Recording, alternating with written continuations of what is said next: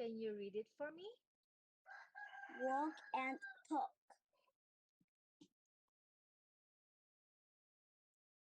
Problema nyo rin ba to, teacher? Ganyan din ang problema ng nag-message sa akin. Ano daw ba ang gamit kong noise cancelling headset?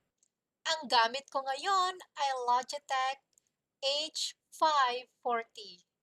Kung clear and quality audio ang pag-uusapan, super legit.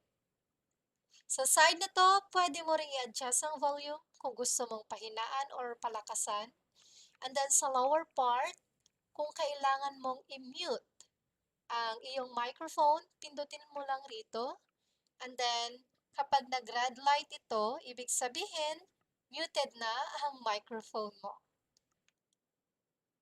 However, hindi nito kayang tanggalin ang lahat ng disturbing noises sa paligid mo. Nako, problema ko rin to dati. Until I discovered Sonar Steel series. You just need to download it.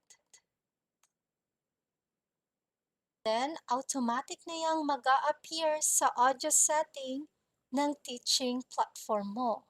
So ngayon, I'm using Voove. Okay, let's check. Okay, dito tayo sa audio.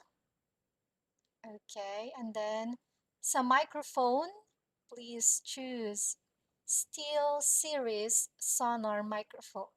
Ganon din sa speaker.